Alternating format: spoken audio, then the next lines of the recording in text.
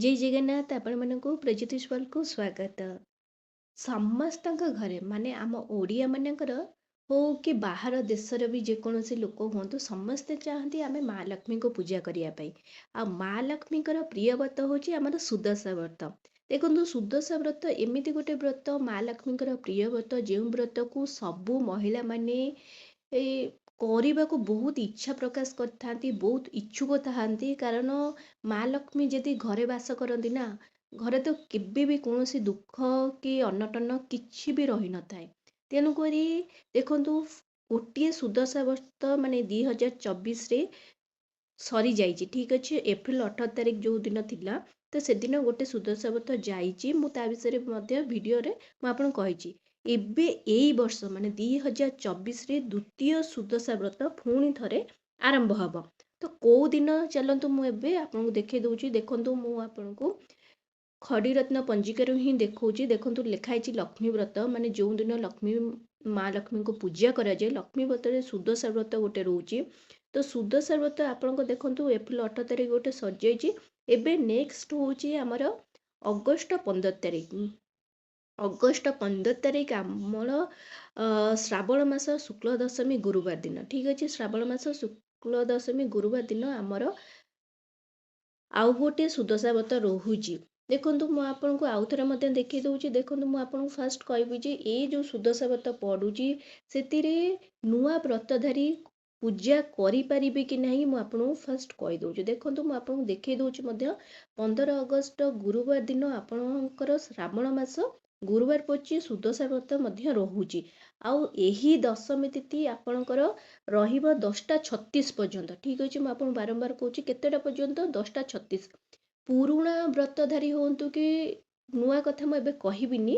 ତ ପୁରୁଣା ବ୍ରତଧାରୀ ଯେଉଁମାନେ ପୂଜା କରି ଆସୁଛନ୍ତି ସେମାନେ ଯଦି ବି ସୁଦଶା ବ୍ରତର ପୂଜା କରୁଛନ୍ତି, ତାହେଲେ ଯାହା ବି ପୂଜାର ବିଧି ରହିଛି, ପୂଜାର ଭୋଗ ପଣା ଯାହା ବି ମାଙ୍କୁ ଅର୍ପଣ କରୁଛନ୍ତି 10ଟା 36 ଭିତରେ ପୂଜା ସମାପ୍ତ କରିଦିଅନ୍ତୁ। କାରଣ ପୂଜା ତାପରେ କଲେ କିଛି ଲାଭ ହେବ ନାହିଁ, ତାପରେ ଆପଣଙ୍କର ଦଶମୀ ତିଥି ରହିବନି। ତେଣୁକରି ଆପଣ ସେଇଦିନ 10ଟା 36 ଭିତରେ, ବାରମ୍ବାର କହୁଛି 10ଟା 36 ଭିତରେ ପୂଜା ସମାପ୍ତ କରିଦିଅନ୍ତୁ, ମା ଲକ୍ଷ୍ମୀଙ୍କୁ ପୂଜା କରିଦିଅନ୍ତୁ। ସେକେଣ୍ଡ କଥା ରହିଲା ଆପଣ ନୂଆ ବ୍ରତଧାରୀ ମାନେ ପୂଜା କରିବେ କି ନାହିଁ। ଦେଖନ୍ତୁ ମୁଁ ଆପଣଙ୍କୁ ପଞ୍ଜିକାରୁ ହିଁ ଦେଖେଇ ଦେଉଛି। ତ ଶ୍ରାବଣ ମାସ ଶୁକ୍ଳ ଦଶମୀ ଗୁରୁବାର ଦିନ ଏଠି ନୂଆ ବ୍ରତଧାରୀ ଲେଖାଯାଇ ନାହିଁ। ଯଦି ନୂଆ ବ୍ରତଧାରୀ ଲେଖା ହେଇନି ତାହେଲେ ନୂଆ ବ୍ରତଧାରୀ ମାନେ ପୂଜା କରିପାରିବେ ନାହିଁ। ଫାଷ୍ଟ କଥା ହେଉଛି ଲେଖା ଯାଇନି, କାରଣ ଏଠି ଯଦି ଲେଖା ହେଇଥାନ୍ତା ନୂଆ ବ୍ରତଧାରୀ ତାହେଲେ ଆପଣ ବ୍ରତ କରିପାରିଥାନ୍ତେ। ତାପରେ ଶ୍ରାବଣ ମାସ ଆମେ ବି ମଳ ମାସ ଭଳି ଏମିତି ଗୋଟେ ମାସ ଧରିଥାଉ। କାରଣ ଆ ପୂର୍ବରୁ ଆମର ଏକାଦଶୀ ହରିଶୟନ ଏକାଦଶୀ ଯାଇଥିବ, ତ ସେଇ ସମୟରେ କିଛି ଶୁଭ କାର୍ଯ୍ୟ ଏଇ ସମୟରେ କରାଯାଏ ନାହିଁ, ଠିକ୍ ଅଛି। ଯେହେତୁ କୌଣସି ଶୁଭ କାର୍ଯ୍ୟ କରାଯାଏ ନାହିଁ, ତ ଏଇ ସମୟରେ ନୂଆ ବ୍ରତଧାରୀ ମାନେ ନୂଆ ଭାବରେ ପୂଜା କରିବା ମଧ୍ୟ ଶୁଭ ହେଇନଥାଏ। ସେଥିପାଇଁ ମଧ୍ୟ ଆପଣ ଏଇ ଯେଉଁମାନେ ନୂଆ ବ୍ରତଧାରୀ ଭାବୁଛନ୍ତି କରିବେ ବୋଲି କରନ୍ତୁ ନାହିଁ। କାରଣ ଏମିତି ଗୋଟେ ସୁଦଶା ବ୍ରତ ଗୋଟେ ଏତେ ବଡ଼ ବ୍ରତ, ତ ଯେଉଁମାନେ ଗୋଟେ ଭଲ ଦିନ ଦେଖିନା ଆରମ୍ଭ କରିଥାନ୍ତି। ତେଣୁକରି ଆପଣ ଭଲ ଦିନ ଦେଖି ଆରମ୍ଭ କରନ୍ତୁ। ତ ଏଇଟା ଯେହେତୁ ଲେଖାଯାଇ ନାହିଁ ପଞ୍ଜିକାରେ, ତା ସହିତ ଶ୍ରାବଣ ମାସ ଏଇ ସମୟରେ ନୂଆ ବ୍ରତ କିଛି କରାଯାଏ ନାହିଁ, 4 ମାସ ପୁରା ରହିଥାଏ। ତ ତେଣୁକରି ଆପଣ ଏଇ ମାସରେ କରନ୍ତୁ ନାହିଁ, ନୂଆ ବ୍ରତଧାରୀ ମାନେ କରନ୍ତୁ ନାହିଁ। ଆଉ ସେକେଣ୍ଡ କଥା ହେଉଛି ଆପଣ କ'ଣ ସେଦିନ ଖାଇବେ ନାହିଁ। ଆପଣ ସେଦିନ କଳମ ଶାଗ ସହିତ ଶିମ୍ବ ଖାଇବା ମନା ଅଛି। କାରଣ ଦଶମୀ ତିଥି ସହିତ ଏକାଦଶୀ ମଧ୍ୟ ଆରମ୍ଭ ହେଇଯିବ 10ଟା 36 ପରଠୁ। ତେଣୁକରି ଆପଣ କଳମ ଶାଗ ସହିତ ଶିମ୍ବ ଖାଆନ୍ତୁ ନାହିଁ।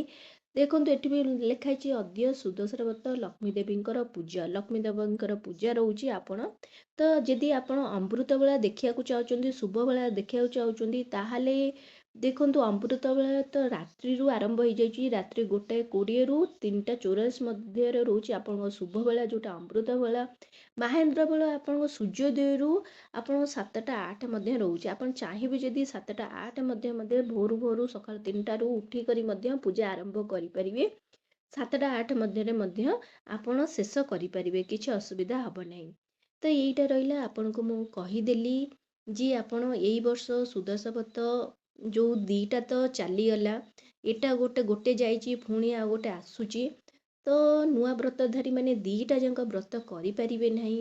ଆଉ ମନ ତ ସମସ୍ତଙ୍କର ଦୁଃଖ ରହୁଥିବ, କିନ୍ତୁ ଆମେ କ'ଣ କରିବା, ଯାହା ମାଆଙ୍କୁ ଇଚ୍ଛା ଥିବ ସେଇଟା ହିଁ ଲେଖା ଆମର ରହିବ। ଆଶା କରୁଛି ଭିଡ଼ିଓଟି ଆପଣଙ୍କୁ ବହୁତ ପସନ୍ଦ ଆସିଥିବ। ଯଦି ଆସୁଛି ତାହେଲେ ଏଇ ଚ୍ୟାନେଲକୁ ଜଲ୍ଦି କରି ଲାଇକ୍, ସେୟାର ଆଣ୍ଡ ସବସ୍କ୍ରାଇବ୍ କରିଦିଅନ୍ତୁ। ନମସ୍କାର।